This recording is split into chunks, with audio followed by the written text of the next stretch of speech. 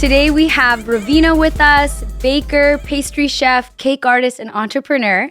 She's the owner of Just Cakes Bake Shop, co-founder of Gummy Gainz, as well as she's won multiple awards, including Food Network Canada's Big Bake Championship, Young Entrepreneur of the Year, BC Business's 30 Under 30, just to name a few.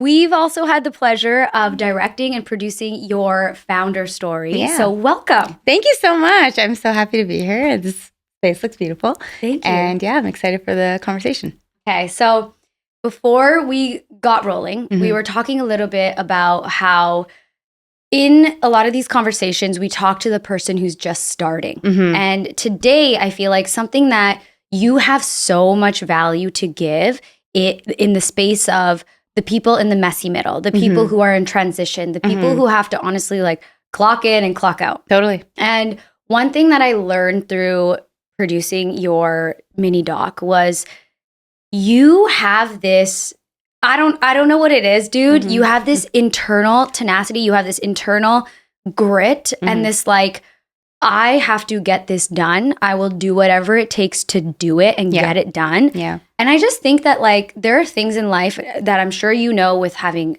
employees and just being in this world, there are things that you can teach people and there's things that you just have. So as a young entrepreneur, when you first started, how the heck did you learn how to keep going?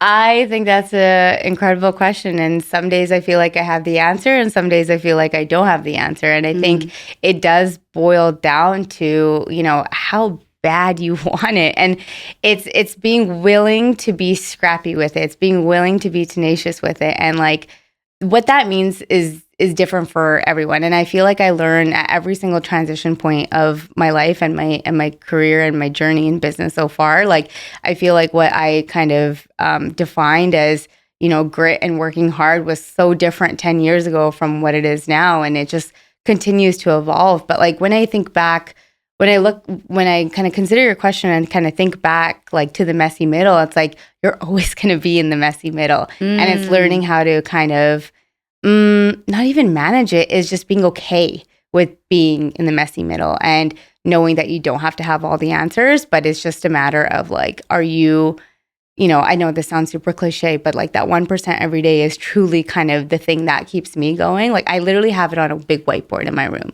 And like even, you know, 15 years after, you know, starting my journey as an entrepreneur, I still remember that. And again, there's going to be days where you feel like you do have the answers of, yeah, this is how I'm going to get things done. And then there's going to be seasons of your journey that you're like, what am I doing? And is this even worth it? And like, am I failing? Is this all going to even amount to anything? And that's a big part of where like kind of the self-trust comes in, but that's hard when you don't have certainty on that. I don't know if that answers your question. No, it does. And okay, so like, going back to something you just said, you're like, my perception of grit and tenacity was very different when I first started. Yeah. So, okay, take me back there. What was the consciousness around that at that time? Around that time, so I was 22, 23 when I started thinking about like an actual storefront for the bakery. And at that point, that meant working harder than anybody that was like in my vicinity. Like I will always outwork somebody.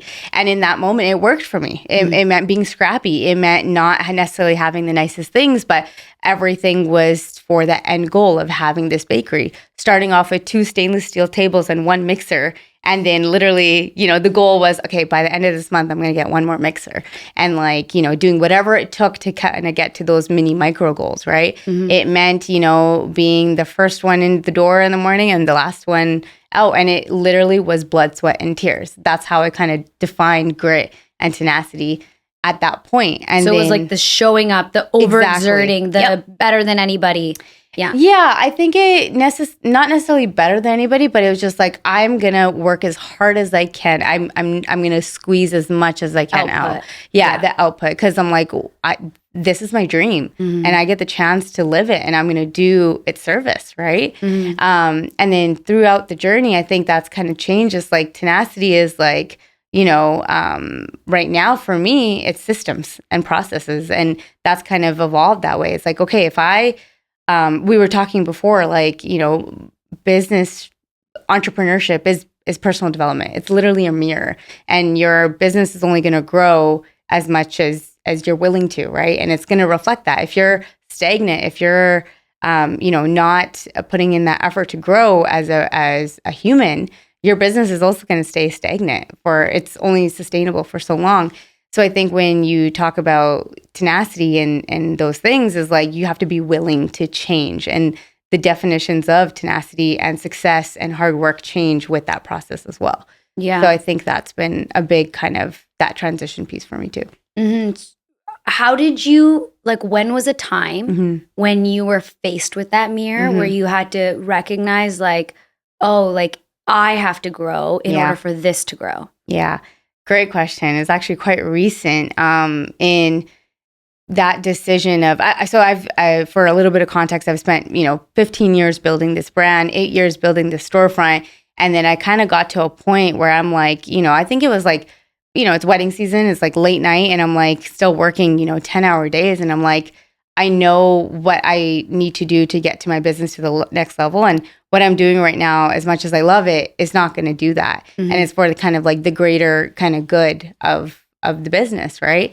And so, yeah, I remember in that moment, it's like, I have to change. Like, I have to change something. Otherwise, I'm going to be here 10 years from now doing the same thing. And going to Costco. Exactly. Staying here all day. Exactly. I remember we were filming when you were going through this. Isn't that nuts? Yes. And you were going through this. I remember witnessing it. It was like almost like a mom having to like let their kid go to kindergarten. You know what I mean? 100%. It's like, can I trust my team? Can I trust myself? Exactly. I think for me at that point, it was a self-trust thing. It's like, have I put enough effort and attention into these systems and processes to let my baby go? And it was really hard for me. I remember sitting in therapy like, I feel like I am failing my child, like failing my team for letting go. And whereas my team saying, no, you need to let us go. You need to focus on this. You do not need to be in Costco getting 20 kilo bags of sugar. Like, you don't need to do that. Your time anymore. is just more valuable somewhere else. Yeah. And like, it's also, you work so hard in creating a culture and creating, a business where the team, has bought into your dream and they want the dream to flourish. And the one thing holding back that dream is me. Yeah. And so that requires a lot of like self-reflections. Like, what am I doing that's like holding not only me back, but the team back? And then kind of really, honestly, it's an ego check. Like, they don't need me anymore. And that's okay. Yeah. And I think when I especially let go of my first brick and mortar, that's when I was like, oh my God, how can I do this? Like, this is so, like, how am I at this place right now? And then I was really at odds with it. But then now I've let go of the day-to-day operations for my flagship store. And I'm like, it was a lot easier this time. And it was a lot more empowering than it was sad. And that for me is like that personal development piece. Like, wow, I've really grown in the last 6 months. Like that, the first sale was in December. Yeah. And then this transition happened in June. So that's like 6 months. Yeah. And in 6 months, I've been able to kind of shift that mindset. It's like, no, if for my business to grow, I need to grow. And for me to grow, I need to change. So talk to me about that. Like, if for my business to grow, I need to change. Yeah. What did you know in that moment needed to change? I think just like the way I thought about growth, the way I thought about, I think in that moment, I was really thinking in lack. Like, I went from a very abundant mindset. Like, I witnessed myself changing. I went from a very abundant mindset and like having these dreams and kicking off the brand, which was amazing. And then I kind of like stayed stagnant. And then at somewhere along the lines, I think it was like, after like a huge investments of the company and just like growing so big that I never thought we would grow this way, to then feeling like, oh my God, I don't have a lot anymore. Like I need to hold on to everything. Like I started operating a lot of like a lack mindset. Okay, I feel like I know where you're going there. Like, when you say I don't have a lot anymore, what do you not have a lot of? So I think it was more like, I don't know, we can talk about financials, but we can also talk about like control, almost like kind of letting go of that control or letting go of my dream. Is like, now this dream needs to evolve with my team and everything. It needs to be something that they resonate with too, as well as my community. It's not just about me. It's never been about me. Yeah, right? So I think a lot of the times when people are solopreneurs, it is about your dream, 100% about your dream. but we sometimes can fail to realize like it's also about your community and who are you serving. And, you know, we do make it an ego thing. Mm-hmm. And I think that was hard for me. It's just feeling like I'm letting that go and it's taking a different shape. So if you want to go there, like what did it mean about you if you let it go? A good question. The coach in me will always come. Yeah. I don't know. I think a part of it is like failure. Is like I didn't see this through, but like also did I even know what seeing it through meant? You know, your perception of like that's kind of like what I'm hearing from you, right? Is like when you started this dream when you were very young, 16 years old, right? So your perception of what this dream could be and the possibility of what it could be and what you thought you wanted out of your life was 16-year-old Rav, right? And then Rav grows and she changes and she lives and she has experiences and what she might want now is different, right? And so it's not necessarily a failure, it's an evolution. Exactly. And like I'm very curious of like as you've evolved, as you've transitioned many times, right? Because there was a time where you had to transition out of your mom's house, where you had to transition from that one mixer to a flagship, to 2 stores, to a warehouse. Right. So it's like you've transitioned so many times. The dream has transitioned so many times. And now I feel like we understand what your goal and dream is for the business and for to how it will outgrow you. Right. But it's like what transitioned within yourself. Right. Like what dreams change within you of like, yo, what am I cultivating for my life? Exactly. And I feel like in that, I lost myself. Like I lost who Raveena was. It was always owner of Just Cakes, not who am I? I still don't know. Like that's kind of been like the last like year of my life is like, okay, I need to like figure myself out, you know, for my business to grow. Again, it comes back to that piece is like your business is your mirror. As, you know, if you become stagnant or become, I don't want to say complacent, but just like, okay, like that's not the right way to word it. But yeah, I guess stagnant is probably the best way then your business will also be stagnant. And I felt that. I felt that in a very real way. And I think with me now dedicating time to myself and getting to know myself, it's like that provides this new juice of like, okay, Raveena now wants her life to look like this. And so now how do we reverse engineer the business to be able to fulfill that dream, right? Because now the dreams are different, like you said. So how do you hold your dream, right? That has all these people attached to it. While you are evolving and transforming. I think I used to. I don't think this is necessarily a good or a bad thing, but I used to that sense of like responsibility. I feel like I felt that pressure of that responsibility to take care of a team and everything very, very, very young, and which is great. It made me a great leader. It's made me the person that I am. But at the same time, it's like that it's like too much pressure that I feel like I can't even live for myself. So for the last little bit, it's really been about, okay, no, I'm allowed to want the life I want for myself. I'm allowed to have these things. These things can be for me while also taking care of people. So that's been a huge kind of shift for me. And what has that allowed you or given you back in your life? I think like flexibility and freedom and being, you know, like it's funny because nobody told me I can't have those things. I told me that I can't have those things. So it's like that permission that I'm giving myself. Like, no, you're allowed. You're allowed to have this kind of life. You're allowed to have a day off. You're allowed to do these things.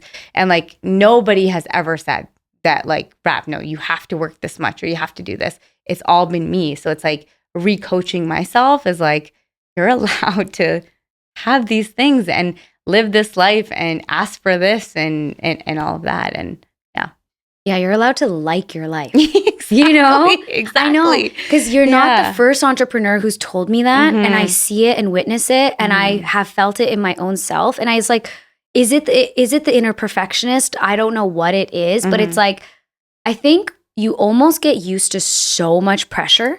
Right? It's a state that you're like, okay, I'm used to this state. I'm used to this pressure. If I'm not operating here, then who am I? What am I? Exactly. Right? Then I'm not good enough in this circumstance, right? One thing you said in there, then I can be a better leader. And I noticed through doing your doc Mhm. was you are a very, very good leader. Thank you. Like, I really want to give you that feedback. Thank you. I appreciate that. And I mean it from my heart because I'm Mhm. like, the way that your team trusts you, believes you, like also just like can operate without you, and they're so kind and loving. Like, how did you develop yourself as a leader? Yeah. What did you double down on? You know what? Vulnerability. Mm-hmm. That's been a huge, huge reason why I think like we have the team that we have. And like, of course, you grow from like, a small, 5-person team to then, we were 30 people at one point. And like to still be able to kind of manage that, it was hard for sure. But vulnerability goes such a long way because at the end of the day, we're all humans and we all have this like one greater purpose. So I think is just saying like, hey, I am not all knowing. I want to learn from you. I want your feedback and I'm open to it.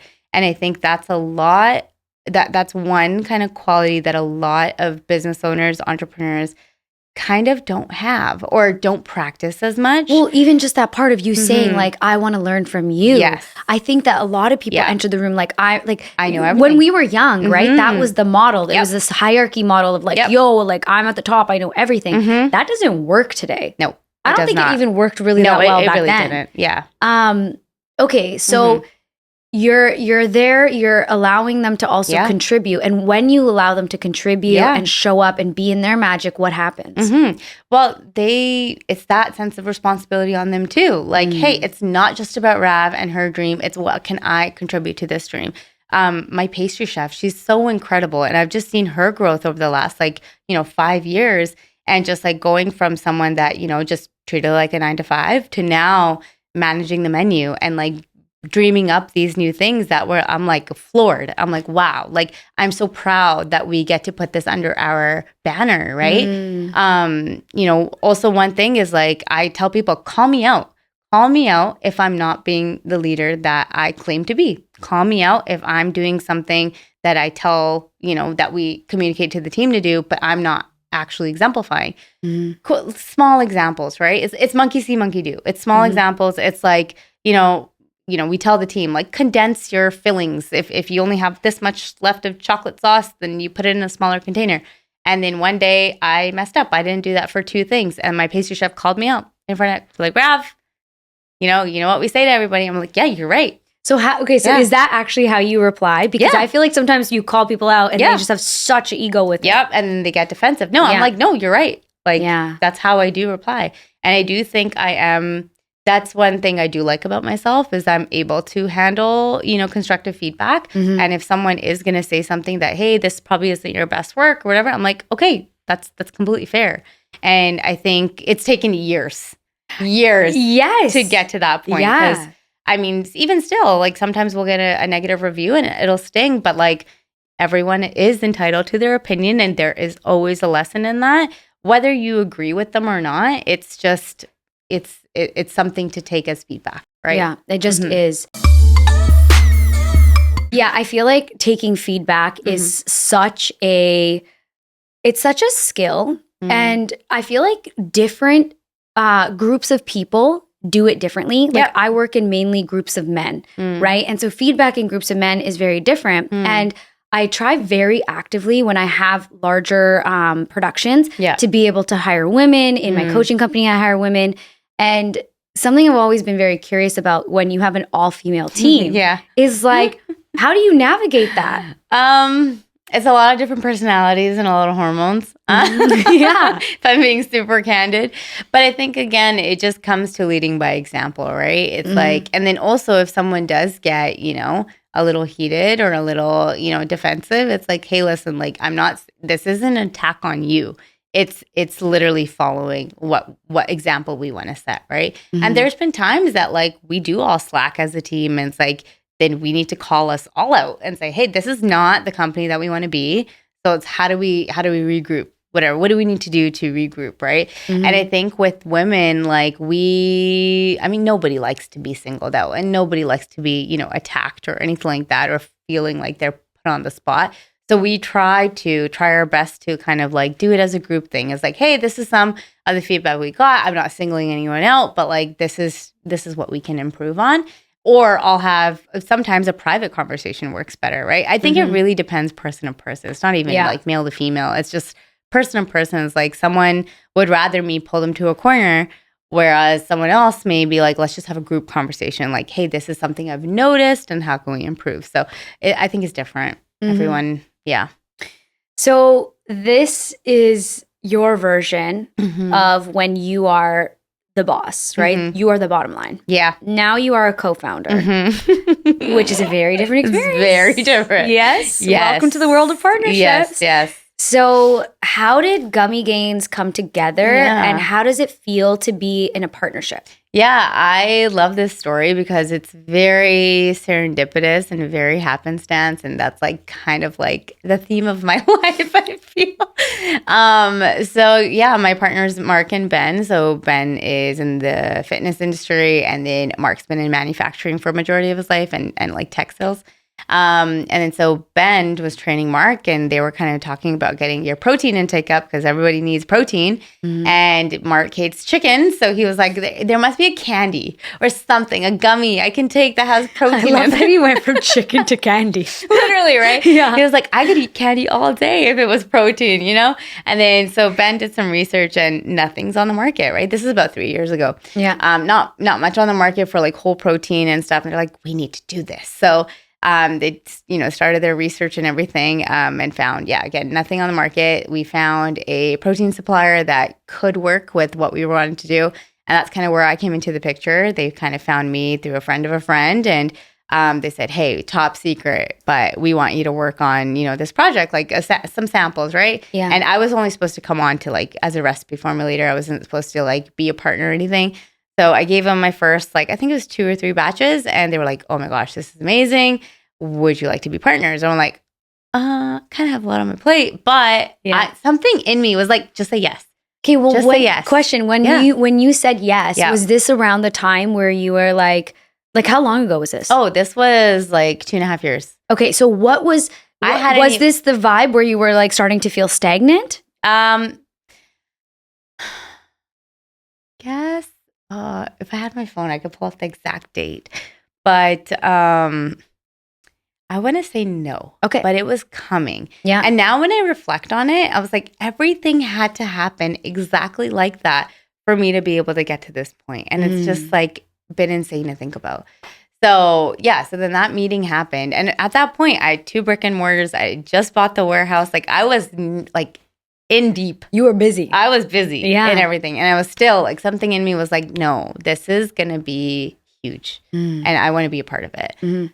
So they offered me the partnership. We figured it all out, equal partnership. And we, started like really working on it. So April of 20, we would literally get together at Just Cakes every single Sunday for 4 hours and like make a bunch of batches and see what we could do with it, I love that. And pause for a second. You were also obsessed with like protein gains, like for sure, just taking care of your body, and just taking care of yourself. And like I was definitely in my like workout era at that point. We're getting back slowly. But in order for a workout era to be sustainable, I feel like you need pauses. Something. Exactly. And also candy that fuels your gains. You need candy, yes. 100%. Plug there. But so we met up every single Sunday. We were all like very aligned. And again, like even though like candy, baking, like kind of different industries or whatever, it was kind of just like, again, that was the moment that like refueled me. Like, wow, I can be this passionate and I am capable of this, right? Yeah. And that did help kind of reignite some stuff with Just Cakes as well.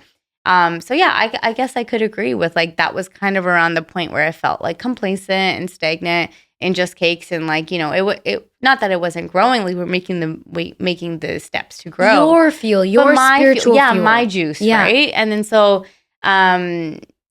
every single Sunday we would get together and like work on this recipe. And then April of 2024 is when we were like really happy with it. And we were dialed in. We were like, we got this like $40,000 deposit. We're like, this is crazy. We already investing into this. And then we were able to get our formulation through like the machines, right? Which is kind of like that point where like, okay, this is scalable. This is something that we can do on a larger scale.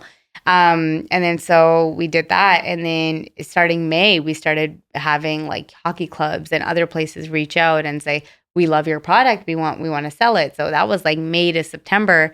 And in September, we got the attention of like Fresh Street Market, IGA. So we did that. And then we got, through that, we got in with a distributor. And then that distributor, helped us, make other connections and things like that. Did the online route. We went the direct route and the distribution route. It's like, because to get to where we wanted to go, which is kind of North America wide, we need distribution partners. We need help to get into these stores, because a lot of these larger stores won't talk to us until we have a distribution partner. So we did that. And then for a few months, we were kind of coasting. We're like, is this going somewhere? Is this not? Like, it's exciting that we're getting, Amazon orders and this and that. And then the big break was this February, is when Save On Foods called us and they're like, we want you and we want you direct. And I was like, oh my gosh. And that was a lot to do with what I built with Just Cakes. And same with, the other avenues that we kind of went, is like Just Cakes really helped the foundation of Gummy Gainz, which was like I think back and like everything I've gone through in my entrepreneurial journey has set me up for Gummy Gainz. The next thing. Yeah. For Gummy Gainz. So it's like, it's been really beautiful to think about it like that. Like, yes, I may be shedding some parts of me, but I'm also gaining, a new chapter and new things, which has been really therapeutic for me to think about it that way. Whereas like when I let go of my Cloverdale brick and mortar, I wasn't sure where Gummy Gainz was going. So I felt like I was literally just losing and no gain. And just, I was like really shedding. And it was a lot. And, but now I kind of feel like, okay, no, there's purpose behind this transition. So I think that was kind of the big piece for me. And then since then, we've really grown Gummy Gainz and we're really proud of what we're doing. So yeah. When you say purpose in this transition, is it because you started to see the purpose outside of just the business? Yeah, definitely. And what is that? Like, I think just like, again, like taking back my life. In a way that like I am able to be an entrepreneur and this and Raveena and this, it's just like that I'm more than just this business. Yeah. It's funny that you say that, because like there was a point in my entrepreneurial journey where people would be like, oh, you're the cake lady, you're Just Cakes. And I'd be so excited that people would know me as that. I'm like, that's working, marketing, whatever.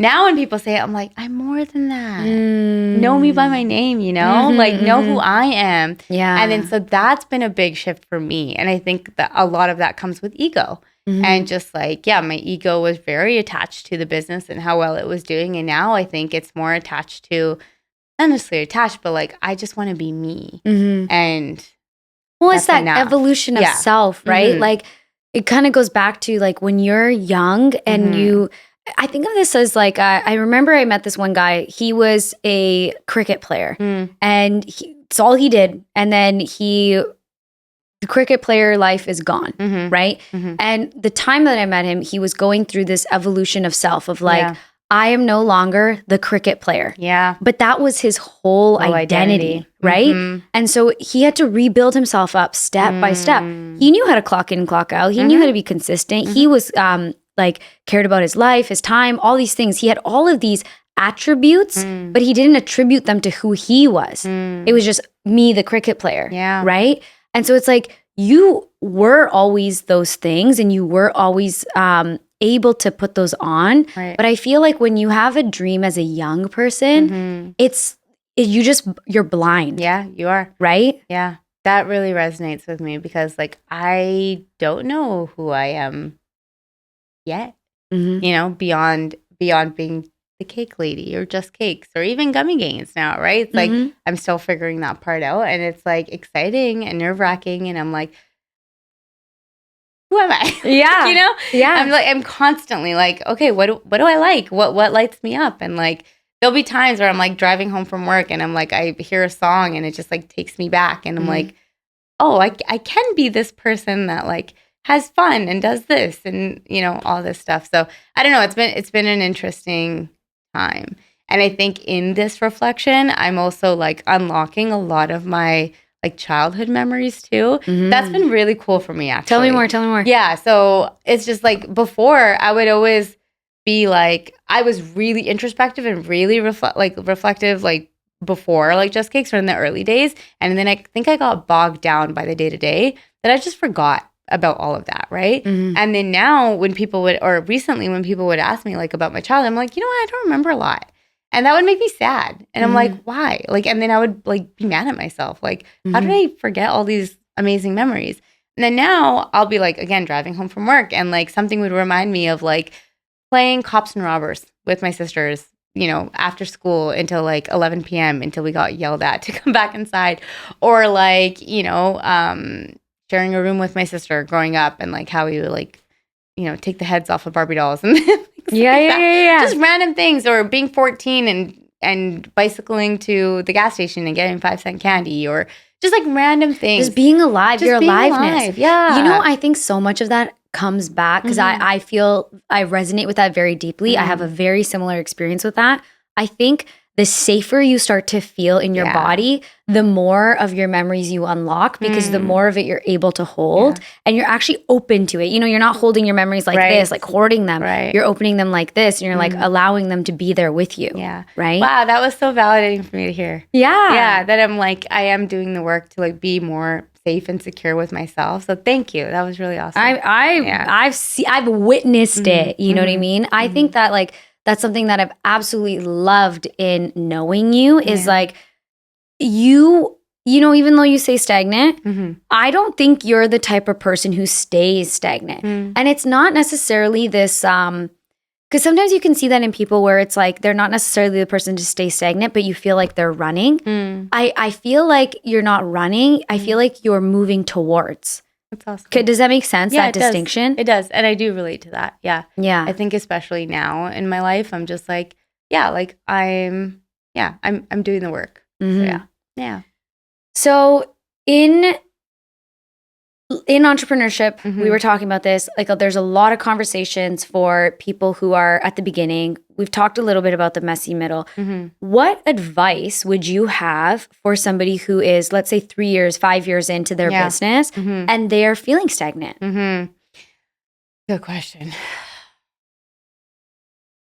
That's a really good question.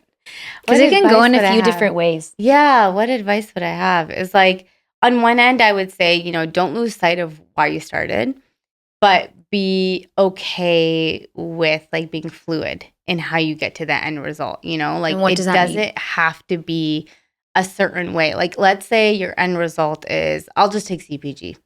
Let's say your end result is ending up in like X amount of doors or stores or whatever else. And like you think that it needs to go this linear path. Like I need to talk to this many people and whatever. It's very methodical and everything, which is great. Have a plan, right?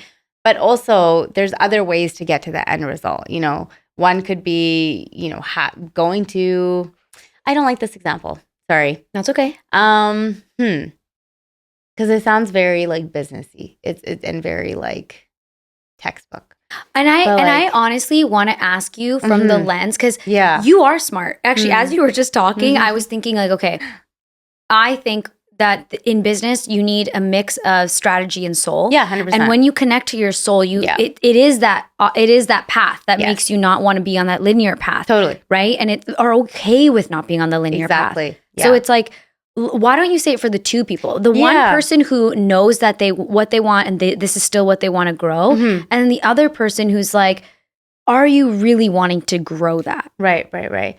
Yeah, I think like when you think about it for the person that wants to grow that and you're kind of, you know, you don't know how to keep going, is that why is really important, that like kind of end result, and then reverse engineering it. That's the best advice I can give to any business person. It's all it is. Figure out a goal and reverse engineering and the steps associated with that. But when you're talking about soul and you were talking about, you know, actually like growing with your business as a person, as a human being, is, you know, being okay with intuition, being okay with things that aren't textbook.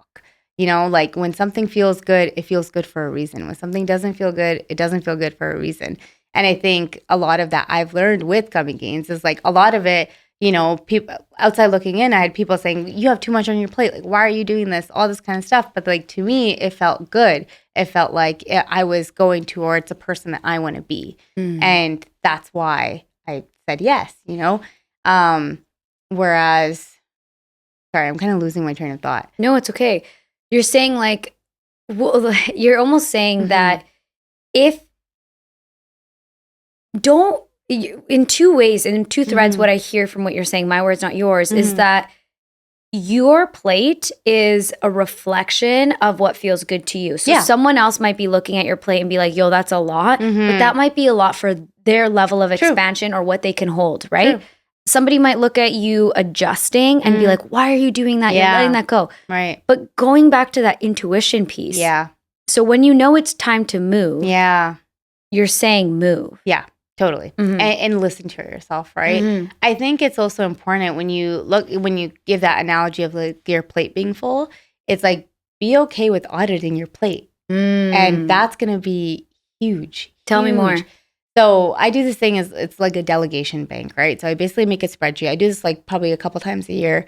Like, what are all the things that I do in a day, in a week, whatever? How many minutes, how many hours am I spending? Is this something that I do really need to be doing? And on one end, you can think about it like logically, like, can I delegate this to somebody else? And on another end is like, does this fill me up? Does this make me excited? Does sending somebody an invoice excite me? Actually, it does. For me, it does. Give me that money.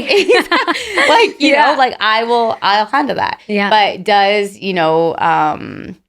ordering supplies excite me? No, it doesn't, But for someone that's like type A, like my warehouse manager, she loves it because she likes keeping track of things, whatever else.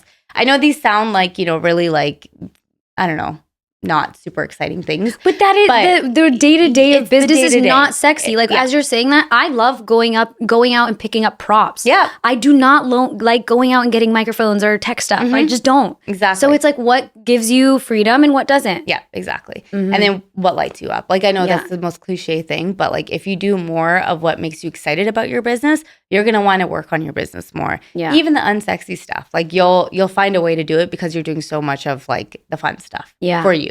Right? Like, even with Gummy Gainz, like, I hated, sorry guys, doing like store follow-ups and stuff like that, like on like calls to see like how our product's doing, whatever else. But we have someone on our team that is amazing at it, loves doing it. I love like coordinating with buyers and whatever else, having those conversations, doing the Zoom meetings, and my other partners hate that. But like, it lights me up, and like that gets me excited and like ready to for the next step. I love filling out paperwork when it means, getting, 10 more stores on our roster or whatever. I love it. Like, I will do it in 20 minutes. Yeah. Whereas my partners, they were like, we're going to leave that there for 2 weeks. So again, it's more of that. It's just auditing your plate. Like, what are the things that you're doing? If you're a solopreneur, you're wearing a lot of hats, right? But what are the things that light you up in your business, and doing more of that? I know that sounds super trivial and like really simplifies it, but it's not. Yeah. It's not. It's really hard to let go of some things because you feel like you have to do those things. But if you feel like you have to do your business, then you're not in the right business. Yeah. And that's just a disservice to yourself, because again, your business is a reflection of you. It's a mirror, right? And the more that you feel obligated for your business, the more like it's not going to be genuine. It's not going to be authentic growth. Do you truly believe, and I feel like the answer is yes, because you've said it a few times, but like, do you truly believe that the business doesn't grow if you don't grow? I truly believe that. I truly, truly, truly believe that. I think it will have a ceiling. And I think if you're stagnant, then you're at the same place, right? You're at the same place. Your mind is then confined to that same place. You're not even thinking about what else is possible. But if you're willing to be open to other modes and mechanisms and thoughts and ideas and people, then your business will in turn reflect that. Do you have a way of opening up your mind and getting yourself to be more curious when you find yourself very boxed in? I ask people. Okay, tell me more. Yeah, I ask people, other people that I consider my role models in business, people I look up to, not even just in business, just in life. Like, how would you think about this problem? Or like, I am getting this opportunity if it seems really good on paper, but I don't know how I feel about it, and just getting outside perspective. I think a lot of the times that as entrepreneurs, we feel like we have to have all the answers all the time, and we have to make the right answer all the time, but that's not necessarily true. And it's okay to ask for advice. Like this is literally why advisory boards are created. Yeah. This is literally, and I'm learning that a lot with Gummy Gainz, because the structure for Gummy Gainz is completely different from Just Cakes. Yeah. And for Just Cakes, I did feel that pressure. Like, I need to make all the decisions. I need to have all the right answers. I can't go to anybody for help because everyone's going to think I'm a failure.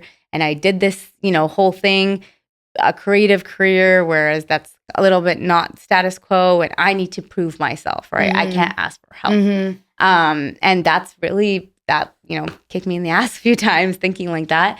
And with Gummy Gainz is like, we talk about everything. Like, we over communicate, and like, we're like, how do we all feel about this? Like, and it's just been really nice, because even we had literally 6 hours dedicated to just like mapping up our story brand. Like, what kind of company do we want to be? What message are we want to share?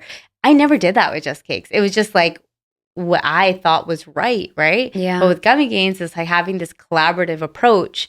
It has been so beneficial. It's just like, you're allowed to ask people what they think, and advice and all of that. So yeah, Would you say that that's the best part of having partners? Yes, that is definitely the best part, because you don't feel the pressure that it's all on you. Yeah. So I was just telling one of my business partners today, is like, I just feel so good about this business because we're all in it together. We're all on the same page, and just like, it's the pressure's off of just one person. And it's really nice. And not even that it's just nice, it motivates you more. So like, I can just focus on these things, and I trust that they're focusing on these things, and they are approaching the things that they like with the same gusto as, and there's trust in there too. So yeah. We're going to wrap up soon, but I really am curious, like, how did you know that you wanted to move forward with these people? Again, I'm a very impulsive person. But I just went for it. But it's also like intuition, right? Like, I had opportunities to work with other partners before with Just Cakes. I've tried it, and it didn't work out, right? Yeah. And then so with Gummy Gainz, it was just like, it was such a stark difference to what a partnership in the past has looked like, or could have looked like, versus what they were kind of presenting to me. And I just felt really supported, and I still do. And then I feel like, hopefully, I'm also giving my partners that same support as well. So it just felt different, and it felt right. Like, I know that sounds like really woo-woo, but again, it's intuition. It's just like, I know that this has so much potential, and I'm so willing to put in the risk in for that. And yeah, it just felt right. Yeah. And if you were talking to somebody right now who needs to cultivate more of their intuition, what advice would you give them? Yeah, I think, learning about yourself is huge. Like be your own best friend. Like, I feel like a hypocrite saying that right now, because I feel like I can be really mean to myself, but I'm on that path. I've been my best friend before, and I know what it takes. And now it's like, be your best friend, know who you are, because you will know. You will know when your intuition is calling. You will know when something's right for you or not right for you. Like, there will be signs. That's the best advice I can give, is just like, get to know yourself. Get to know what you like, what you don't like, and be unapologetic about it. Like, if you don't like, the certain, what's a good example? I'm failing on my examples today. That's okay. You're very clear with what you're saying already, Yeah, it's at the end of the day, it's getting to know yourself. Like, and you're allowed to have likes and dislikes. You don't have to be a people pleaser. That's what I'm telling myself. It's Rav, like, you're allowed to like not like this or be this way. Like, you are allowed. Like, give yourself permission. And the more safe and secure, like you said, you feel within yourself, the more your intuition's going to be, your second voice. So, and even how you said, like, I've felt that before, and I'm getting back there. What I teach in my coaching containers is bounce back. So I don't believe that we're ever going to live a life where we don't veer away from ourselves. Even if you think of a car, your car needs alignments for a reason. It just gets you right back on track. But to get right back into that track, sometimes it takes a year, Mhm. sometimes it takes 6 months. And it's like, how can I shorten the window Right. between the time where I am trusting myself and knowing Yeah. myself and Yeah. the time that I'm not, Yeah. right? Yeah. That's such a good analogy. I like that a lot. Is there anything that you feel like you wanted to say that you didn't get the chance to say? I think for me, transition, I used to think so finitely about like, I need to finish this and then like dead stop, like has to have a hard stop and then do this. And then, but I'm like, that's not how life works. That's not how life works. And transition is okay. And it's a good thing. It just means evolution, metamorphosis, and just becoming more of you, right? Like life is short, but life is long. And it's okay to have these chapters. It's okay to have transition. I think just like, maybe it is a South Asian culture thing. I think it's a South Asian woman thing, is feeling like we need to have all the answers and always do the right thing. And, that comes with a lot of people pleasing and all that. And just like knowing that it is literally okay to not have all that right answers. And it's okay to pivot and change. And you don't need to stick with one thing for the rest of your life. And it's funny, like I say that to myself, but I feel like I've been living kind of a lie in that.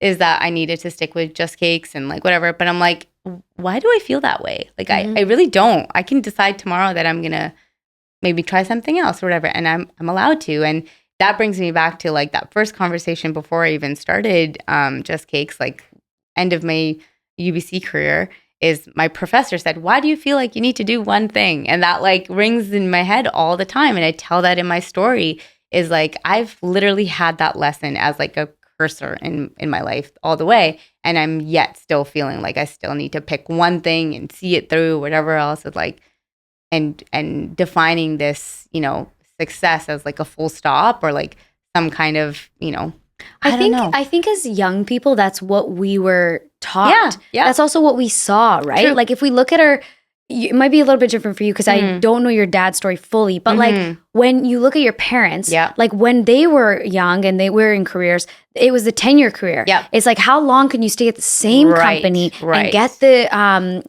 payout, do all these things, get the benefits? That was the dream back then. Right. And so it's like, when we grew up, like I bet if I had this conversation with you 1 year from now, 5 years from now, 10 years from now, you would have done so many different things, because you have to always remember, like Just Cakes was the first. It was the first, right? Yeah. Like think of how fucked up we are as the firstborn. You know what I mean? And then by the time my mom got to the last one, he'd be doing whatever he wants. You know what I mean? And it's beautiful because now she trusts herself more, right? Right. And so she can let him grow and breathe and do all these things. And so it's like, I think that is also coming of age. Yeah. That's you know so what true. I mean? That's a good way to put it. And when you're saying that about your teacher, I do not think that we understand how important teachers are. I will never forget Miss H. And she was the first person who I feel like saw me as an intelligent person, saw me as somebody who had a future. Wow. I skipped my provincial because I wanted to go hang out with this guy, and she didn't like this guy. And she kept telling me, she's like, Summan, your life in college and university is bigger than that. And I think, I swear, I think the reason I went to university is because I went to the provincial that she told me to go to, which allowed me to get into university. Right. You know what I mean? Right. But I wouldn't have done that. I would have just gone hang out with homeboy. Wow. So it's like, I don't think that we recognize how valuable these voices of reason are. And I come back to that woman all the time. Right. So maybe that's like a gift somebody gave you. That's really beautiful. That reminds me of like, even when you're talking about like, this is just the first and there's going to be so much evolution in that. Like, I think I want to credit my partners because they are older than me and they look at me like I'm like a newborn, and they're like, Rav, you have one business under your belt. This is now your second. You're going to have 5 more. And you'll be like shocked at like what your final, whatever project in life looks like. And like, they're like, this is beautiful. Like, it's a good thing. Transition's an amazing thing. And just knowing like my partner stories and everything. And they've been so valuable, like not valuable. What's the word? Instrumental in like my like change and my your evolution. Yeah. My evolution now. Right. I look to them, I'm like, yeah, Mark's like lived like 10 different lives. And isn't that so And cool? that's so cool. Yes. And I'm like, I want to be 70 one day and being able to tell, my hopeful future children about my 10 lives. Yeah. And like all the hats and all the places I've been and the things I've done. And I don't want any regrets in that. So I think now I'm kind of in that, in just speaking of transition, it's just being really open to it. Yeah. Yeah. And this is why I think that it's so important to have people who are not just your age in your life. Like one of my best friends is Deb, and she is in her 60s. I don't know how old she is, so I'm not going to say an age. But I think she's had like 6, 7 businesses. She's so smart. She's so like, she inspires me. She like makes me want to go harder at the gym. Right. Like she's just so cool and full of life and full of stories. And I'm just like, I aspire to have more women like you in my life because it makes me feel like I am just getting started, right? And I think we live in a world, like obviously social media impacts us a lot, is like you look at, 21-year-olds that have like their life figured out. And I'm like, oh my God, what? Yeah. What am I doing? Yeah. But like, it's really nice to know that like, no, it's to live a life worth living is to have wrinkles and stories and all these things. And it's like, yeah, that's what I want. I tell Kevin all the time, I'm like, when I'm old, I want laugh lines. Yes. I want to laugh so hard in this life that I just like, I love the shit out of it. Oh, I love that. Well, thank you so much for coming to the evolution and transition of ThinkSpace. Awesome. We love you. Where can people find you? Thank you. Yeah. Where can people find you online? You can find me on Just Cakes Bake Shop, got Gummy Gainz on Instagram, and Rab the Chef. And Save on Foods, IGA, Fresh Street. Plug. A lot of places. Thank you so much. Thank you. This was awesome.